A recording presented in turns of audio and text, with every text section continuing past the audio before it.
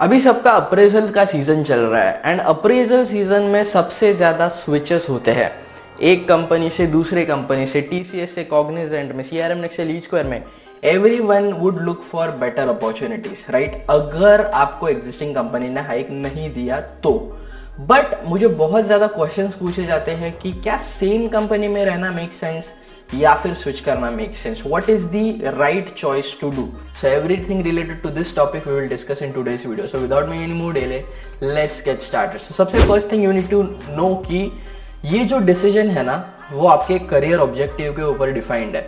अगर आपका career objective है कि आपको सेम कंपनी में अच्छे नेटवर्क में ग्रो करना है तो फिर भाई सेम कंपनी में रुको, बिकॉज अगर सेम कंपनी में रुकोगे आपकी डिपेंडेंसी बढ़ेगी, आपको कंपनी का स्ट्रक्चर पता चलेगा, कैसी चीजें काम करती है, everything you will get to know, ठीक है? It will act as an advantage for you. जैसे सेम कंपनी में रहना एडवांटेज हो सकता है वैसे ही डिसएडवांटेज भी हो सकता है, बिकॉज अगर आप सेम कंपनी में रहोगे तो आपके पैकेज में बड़ी ग्रोथ ज़्यादा नहीं आएगी, बिकॉज आपके ईयरली अप्रेजल्स हो गए 10, 20, 30% जो भी है स्टैंडर्ड रहेगा।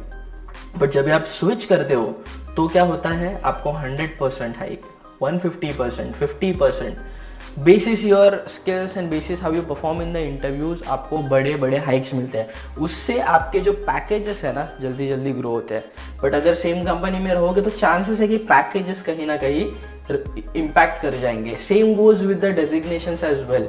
अगर आप रिसेंटली प्रमोट हुए हो in your company, let's say कोई भी सीनियर एसोसिएट, अगर आप दूसरे कंपनी में तुरंत स्विच करते हो तो वहाँ पे आप एज एन लीड एसोसिएट जा सकते हो, राइट? 1 स्टेप अहेड वाला प्रमोशन मिलता है वाइल स्विचिंग। जबकि सेम ऑर्गेनाइजेशन में रहोगे तो साइकिल जनरली 2 साल के लिए एक डेजिग्नेशन में रखते हैं, फिर प्रमोशन होता है basis your performance.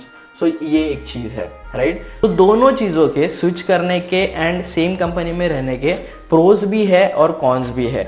Now I will tell you my opinion कि मुझे क्या लगता है। But before telling you that, अगर अभी तक आपने बिजनेस एनालिस्ट मास्टर क्लास को एनरोल नहीं किया है तो you are missing out on lot of things, because मैंने खुद डिजाइन करा इस कोर्स को। एंड जैसे I promised you earlier, technical documentation के ट्यूटोरियल्स, रिक्वायरमेंट गैदरिंग कैसे करते हैं, everything I have put in this particular course. Don't miss this opportunity, go and enrol today. Link आपको डिस्क्रिप्शन में मिल जाएगा।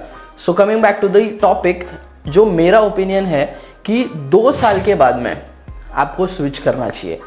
द रीज़न इज बिकॉज 2 साल में कोई भी कंपनी में आप काम अच्छी तरीके से सीख लेते हो। आपका जो भी काम है वो मोनोटोनस हो जाता है, कहीं ना कहीं सेम थिंग्स आप बार बार कर रहे हो।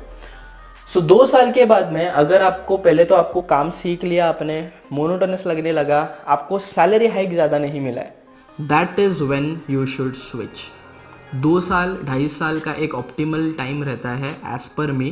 एंड अगर अभी ऐसा नहीं है कि आपको 2-2.5 साल के बाद में स्विच करना ही चाहिए। अगर आपकी करंट ऑर्गेनाइजेशन में आपको पैसा भी अच्छा मिल रहा है, आपकी टीम भी अच्छी है, आपका लर्निंग कर्व भी बढ़ते जा रहा है, then there is no need to switch, right? So ये सारे कंपोनेंट्स होते हैं।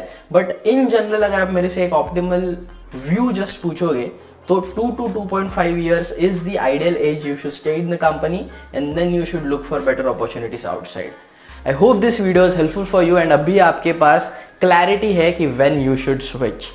अगर ये वीडियो आपको अच्छा लगा तो do not forget to press that like button and subscribe कर दीजिए चैनल को ऐसे ही इन्फॉर्मेटिव वीडियोस के लिए। And don't go anywhere, I button में कुछ इन्फॉर्मेटिव वीडियोस के लिंक्स मैं आपको दे दूंगा जो आपको आपके बिजनेस एनालिस्ट करियर में और कॉर्पोरेट करियर में बहुत हेल्प करेंगे। एंड फिर भी अगर आपको कुछ मुझसे 1-to-1 बात करना है, पर्सनली डिस्कस करना है, you can do that as well. आपको टॉपमेट के ऊपर स्लॉट बुक करना पड़ेगा, लिंक आपको डिस्क्रिप्शन में मिल जाएगा। Then we can connect and discuss your career difficulty. That's it for this video, thanks for watching.